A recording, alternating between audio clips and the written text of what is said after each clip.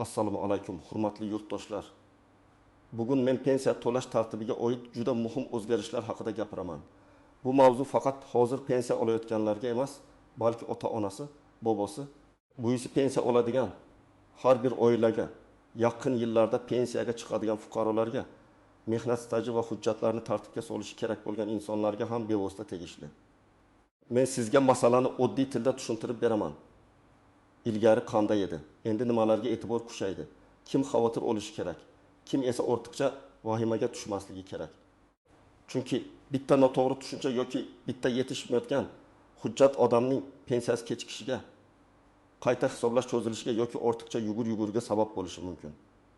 Shuning uchun videoni oxirigacha ko'ring. Hozirdanoq kanalga obuna bo'ling, like bosing. Chunki bu kabi huquqiy va ijtimoiy ma'lumotlarni men sizga oddiy, tushunarli va amaliy tarzda yetkazib boraman. Men avvalo eng muhim narsani aytib olay. Pensiya masalasida odamlar ko'pincha ikkita narsani adashtiradi. Birinchisi, pensiya tayinlash tartibi. Ikkinchisi, tayinlangan pensiyani to'lash tartibi. Pensiya tayinlash deganda fuqaroning yoshi, ish staji, ish haqi ma'lumotlari, imtiyozli davrlari ko'rib chiqilib, unga pensiya belgilanadi. Pensiya to'lash deganda esa shu tayinlangan pulni fuqaro har oy qanday olishi, qaysi manzilga yoki qaysi bank kartasiga tushishi, qanday holatda vaqtincha to'xtatilishi yoki qayta tiklanishi tushuniladi. Avvallari ko'p joylarda pensiya to'lovlari asosan naqd pul shaklida yetkazib berish orqali yoki pochta tizimi orqali amalga oshirilardi. Ayrim pensionerlar har oy ma'lum kunda kutib o'tirardi. Kimdir uyda olardi, kimdir mahalla yoki pochta bo'limiga borardi. Bu tartib ko'p yillar ishlagan, lekin unda muammolar ham bo'lgan. Masalan, pensioner uyda bo'lmasa, to'lov kechikardi. Manzil o'zgarsa, xabar berilmasa, pul yetib borishi qiyinlashardi. Ba'zan ishonchnoma masalasida tushunmovchilik bo'lardi. Yana bir muhim muammo naqd pul bilan ishlaganda tekshirish. Nazorat va tezkor aniqlik doim ham oson bo'lmaydi. Hozir esa pensiya to'lovlarida shaffoflik, bank orqali to'lash, elektron ma'lumotlar, fuqaroni identifikatsiya qilish, yashash manzili va hujjatlarning mosligi kabi jihatlarga e'tibor kuchaymoqda. Bu nimani anglatadi?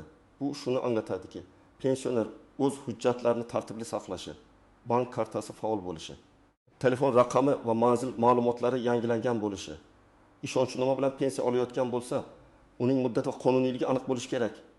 Men buni qo'rqitish uchun aytmayapman. Aksincha, odamlar oldindan bilib, muammoga tushib qolmasligi uchun aytyapman. Chunki pensiya tizimida hamma narsa hujjatga, elektron bazadagi ma'lumotga va fuqaroni tasdiqlovchi axborotga bog'liq bo'lib bormoqda. Eng birinchi bilish kerak bo'lgan masala. Pensiya o'z-o'zidan yo'qolib qolmaydi. Agar odam qonuniy ravishda pensiya olish huquqiga ega bo'lsa, uning pensiyasi saqlanadi. Lekin to'lov usuli, to'lovni qabul qilish shakli, bank kartasi, manzil va hujjatlarda muammo bo'lsa, to'lov vaqtincha kechikishi yoki aniqlashtirish talab qilinishi mumkin. Masalan, bir pensioner har oy pensiyasini bank kartasi orqali oladi. Uning kartasi muddati tugagan, lekin u buni bilmagan.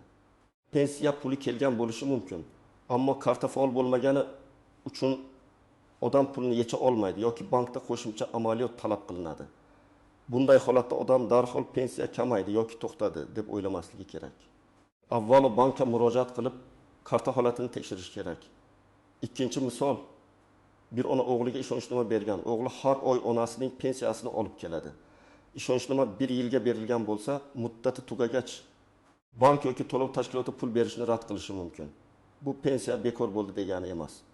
Bu faqat pulni boshqa shaxs orqali olish huquqini tasdiqlovchi hujjatning muddati tugaganini bildiradi.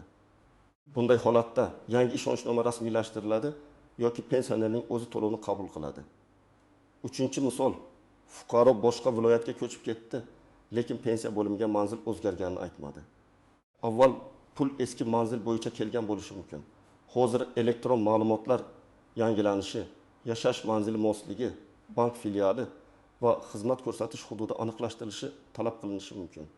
Shuning uchun manzil o'zgargan bo'lsa, buni yashirmaslik kerak. Pensiya organiga Yagona interaktiv davlat xizmatlari portali orqali yoki mahalliy mas'ul idoraga murojaat qilib, ma'lumotni yangilash zarur. Men birinchi navbatda keksalar va ularning farzandlariga murojaat qilaman. Agar oilangizda pensiya oladigan inson bo'lsa, uning pasporti yoki ID kartasi, bank kartasi, telefon raqami, yashash manzili, ishonchnomasi va pensiya hujjatlari tartibdami? Bir tekshirib qo'ying. Ko'pincha muammo katta qonun o'zgarishidan emas, oddiy hujjatda kichik xatodan kelib chiqadi. Masalan, ID karta yangilangan, lekin bankdagi eski pasport ma'lumotlari qolgan yoki telefon raqami nabiraning nomida SMS xabarnoma boshqa odamga keladi. Yoki bank kartasi yo'qolgan, lekin yangisi olinmagan. Shunday mayda ko'ringan holatlar pensiya pulini olishda real muammo tug'diradi. Yana kimlar e'tiborli bo'lishi kerak? Yaqinda pensiyaga chiqadiganlar. Men ularga alohida aytaman. Pensiya yoshiga yetganingizda hujjat yig'ishni boshlamang. Oldindan boshlang. Mehnat daftarchangizdagi yozuvlar aniqmi? Tashkilot nomlari to'g'rimi? Ishga kirgan va chiqqan sanalar bormi? Muhrlar o'qiladimi? Arxiv ma'lumotlari kerak bo'ladimi? Bularni hozirdan tekshiring. Masalan, bir erkak 60 yoshga yetib pensiya uchun murojaat qildi. U 30 yil ishlaganman deb hisoblaydi. Lekin mehnat daftarchasida 1994 yildan 1998 yilgacha ishlagan korxona bo'yicha muhr-xira buyruq raqami yo'q. Korxona esa allaqachon tugatilgan. Natijada arxivdan ma'lumot so'rash kerak bo'ladi. Arxiv javobi kechiksa, pensiya tayinlash ham cho'zilishi mumkin. Agar u bu ishni 6 oy oldin boshlaganida, pensiyaga chiqish vaqtida asosiy hujjatlar tayyor bo'lardi. Yana bir toifa. Chet elga chiqib ketadigan yoki uzoq muddat boshqa joyda yashaydigan pensionerlar. Agar pensioner uzoq vaqt manzilda bo'lmasa, telefoniga javob bermasa, bank kartasidan boshqa odam foydalanayotgan bo'lsa, nazorat savollari paydo bo'lishi mumkin. Bu yerda asosiy maqsad pensiyani noqonuniy o'zlashtirishning oldini olishdir. Shu sababli pensionerning o'zi bilan bog'lanish, uning tirikligi, shaxsi va to'lovni haqiqatdan o'zi olayotganini tasdiqlash holatlari muhim bo'lib bormoqda. Agar sizning hujjatlaringiz joyida bo'lsa, bank kartangiz ishlayotgan bo'lsa, pensiya har oy tushayotgan bo'lsa, manzilingiz to'g'ri bo'lsa va siz o'zingiz yoki qonuniy ishonchli vakilingiz orqali pulni olayotgan bo'lsangiz, ortiqcha vahimaga tushmang. O'zgarishlarning asosiy maqsadi oddiy pensionerga zarar yetkazish emas, balki to'lovni tartibli, aniq va nazoratli qilishdir. Men ko'p kuzataman. Odamlar biror yangilikni eshitishi bilan endi pensiyamni olib qo'yishadimi deb xavotirga tushadi. Yo'q, pensiya huquqi qonun bilan himoyalangan. Lekin shu huquqni amalda muammosiz olish uchun fuqaroning ma'lumotlari to'g'ri bo'lishi kerak. Ya'ni huquq bor, lekin to'lovda texnik yoki hujjat bilan bog'liq to'siq bo'lishi mumkin. Bizning vazifamiz shu to'siqni oldindan bartaraf etish. Raqamlar bilan tushuntiraman. Tasavvur qiling, pensioner oyiga 1.200.000 so'm pensiya oladi. U kartasini almashtirmagan, kartaning muddati tugagan. 2 oy davomida pulni ola olmasa, u 2.400.000 so'm puldan vaqtincha foydalana olmaydi. Bu pul yo'qolib ketmaydi, lekin pensioner uchun dori-darmon, kommunal to'lov, oziq-ovqat masalasida qiyinchilik tug'diradi. Demak, bitta kartani vaqtida yangilash real hayotda juda katta ahamiyatga ega. Yoki boshqa misol, bir ayolning pensiyasi 9.000 so'm. U qishloqda yashaydi. Pensiyani qizi ishonchnoma orqali olib beradi.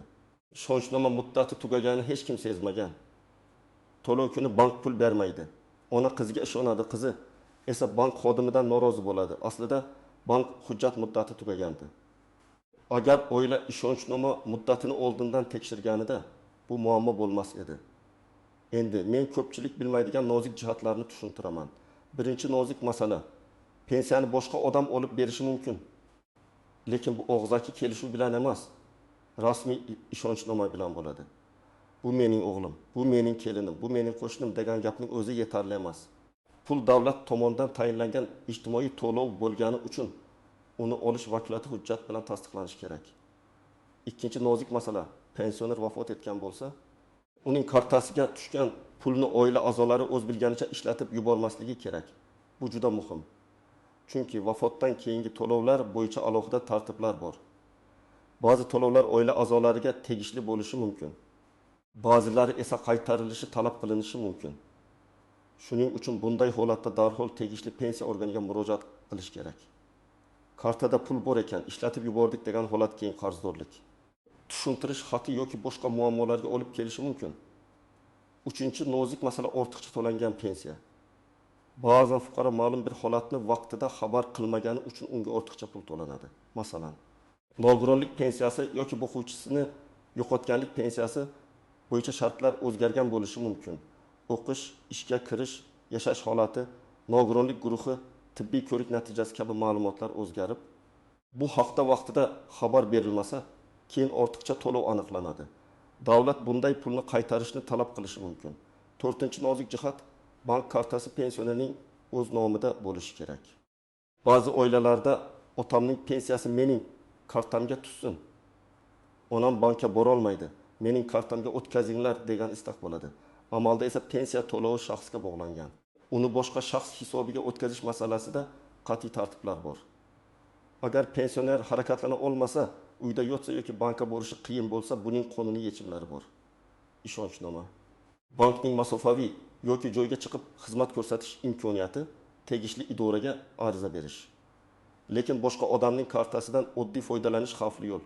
5-jihat, telefon raqami va SMS xabarnomalar. Bugun ko'p xizmatlar telefon raqami orqali tasdiqlanadi. Agar pensionerning telefon raqami boshqa odam nomida bo'lsa, raqam yo'qolgan bo'lsa yoki uzoq vaqt ishlatilmasa, bank va davlat xizmatlarida tasdiqlash qiyinlashadi. Shu sababli men tavsiya qilaman. Pensionerning doim ishlaydigan telefon raqami bo'lsin, yaqin qarindoshlar esa bu raqamni nazorat qilib, kerakli xabarlarni o'qib tursin. Lekin bu ham pensionerning roziligi va manfaati uchun bo'lishi kerak. Endi eng muhim qismga o'tamiz. Men sizga aniq qadamlarni aytaman. Birinchi qadam, hujjatlarni tekshiring. Pensionerning ID kartasi yoki pasporti amal qilayotganini ko'ring. Agar hujjat muddati tugagan bo'lsa yoki almashtirilgan bo'lsa, bank va pensiya organidagi ma'lumotlar yangilanganmi? Shuni aniqlang. Ikkinchi qadam, bank kartasini tekshiring. Karta muddati qachon tugaydi? Karta bloklanmaganmi? PIN kod yoddan chiqmaganmi? SMS xabarnoma ulanganmi? Pensioner pulni yecha oladimi? Bularni birma-bir ko'ring.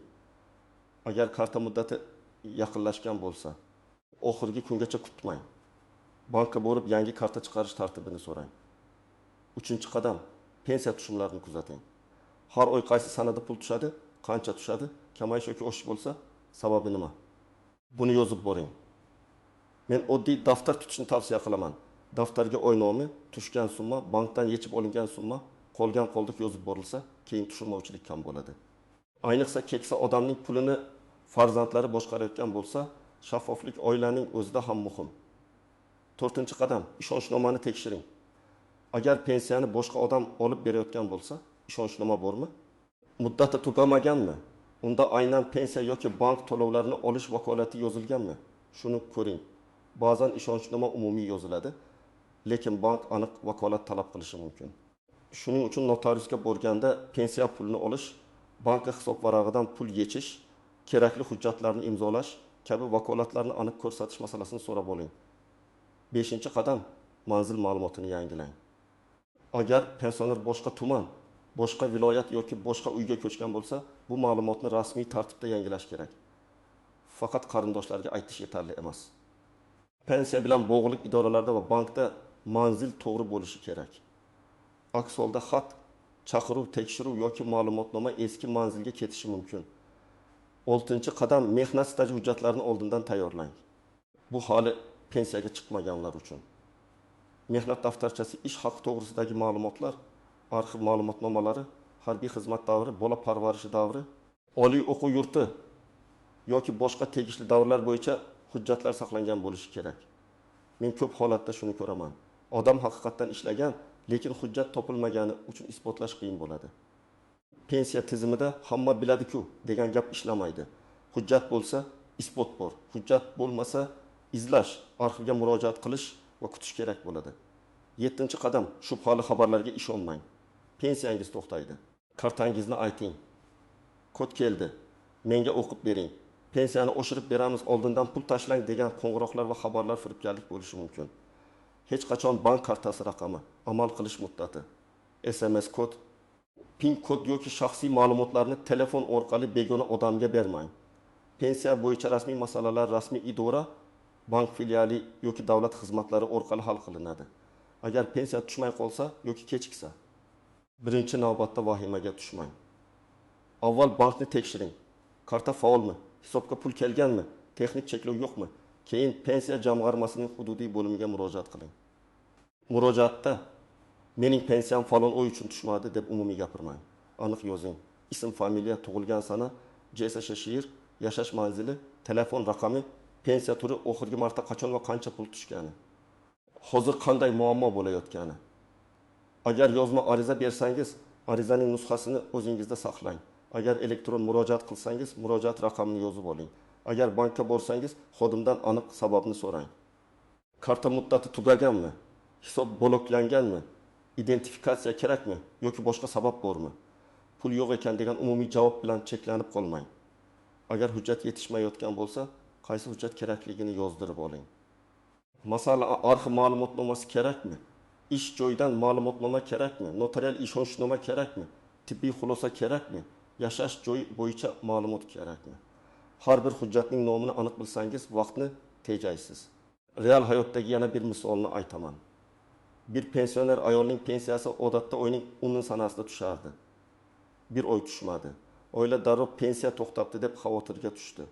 Tekshirib ko'rilsa, bank kartasi xavfsizlik sababli bloklangan. Chunki bankomatda bir necha marta noto'g'ri pin kod tarilgan. Pensiya tayinlangan, pul hisobda faqat karta orqali foydalanish vaqtincha cheklangan. Bankka borib karta qayta faollashtirilgach, muammo hal bo'lgan.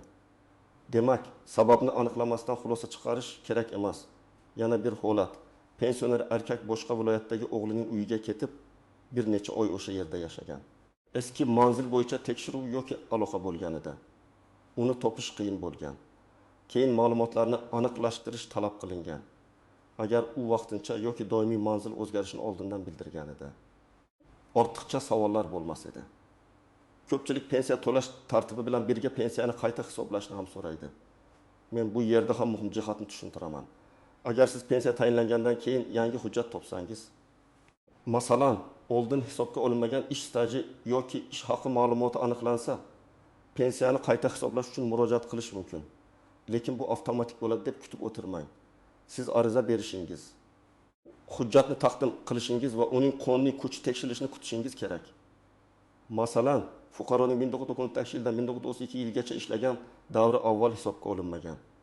Keyin arxivdan tasdiqlovchi ma'lumotnoma topildi. Bu hujjat pensiya miqdoriga ta'sir qilishi mumkin. Ammo men topdim. Ertaga pensiyam oshadi deb o'ylamaslik kerak. Hujjat tekshiriladi, qonunga mosligi baholanadi. Shundan keyin qayta hisoblash amalga oshiriladi. Shu sababli hujjatlarni qancha erta topsangiz, shuncha yaxshi. Men bu qismni alohida aytishni zarur deb bilaman. Ko'p ota-onalarimiz hujjat ishlarini yaxshi tushunmaydi, bank ilovalaridan foydalanmaydi. SMS xabarni o'qimaydi yoki raqamlarni farqlashda qiynaladi. Bu ularning aybi emas. Zamon o'zgardi, tizimlar elektronlashdi, tartiblar yangilandi. Shuning uchun farzandlar ota-onasining pensiya masalasiga befarq bo'lmasligi kerak. Lekin yordam beraman deb hamma narsani o'zingizning nomingizga o'tkazishga, kartani o'zingizda saqlashga, kodlarni faqat o'zingiz bilishga shoshilmang. Eng to'g'ri yo'l ota-onaga tushuntirib, ularning roziligi bilan qonuniy tartibda yordam berish. Agar ota yoki ona pulni o'zi boshqara olsa, unga sharoit yarating. Agar sog'ligi sababli qiyin bo'lsa, ishonchnoma va boshqa rasmiy yo'llardan foydalaning. Oilada ham hisob kitob ochiq bo'lsin. Pensiya tushdi. Shuncha qismi dori-darmonga, shuncha qismi kommunal to'lovga, shuncha qismi oziq-ovqatga ketdi deb aytib turish keksaning xotirjamligi uchun muhim. Pensiya uning shaxsiy daromadi ekanini unutmaslik kerak. Bugungi mavzudan asosiy xulosa shuki, pensiya to'lash tartibida hujjatlarning aniqligi, bank kartasining faol bo'lishi, manzil va shaxsiy ma'lumotlarning to'g'riligi, ishonchnoma va qonuniy vakillik masalalari yanada muhim ahamiyat kasb etmoqda. Bu o'zgarishlar oddiy pensionerni qo'rqitish uchun emas, to'lovlarni tartibli va shaffof qilish uchun kerak. Lekin har bir fuqaro o'z hujjatini tartibga solmasa, oddiy muammo ham katta kechikishga aylanishi mumkin. Men sizga tavsiya qilaman. Bugunoq oilangizdagi pensionerning hujjatlarini, bank kartasini, telefon raqamini, manzilini va ishonchnomasini tekshiring. Pensiyaga chiqishga yaqin bo'lsangiz, mehnat staji va hujjatlarini oldindan yig'ing. Biror muammo bo'lsa, og'zaki gap bilan cheklanmang. Rasmiy murojaat qiling va murojaat raqamini saqlab qo'ying. Sizningcha pensiya to'lovlari bank kartasi orqali bo'lgani qulaymi yoki naqd shaklda olgan ma'qulmi? Fikringizni izohlarda yozib qoldiring. Video foydali bo'lgan bo'lsa, like bosing, yaqinlaringizga yuboring va kanalga obuna bo'ling. Men esa keyingi videolarda pensiya, nafaqa, hujjatlar va davlat xizmatlari bo'yicha eng kerakli mavzularni sodda tilda tushuntirishda davom etaman.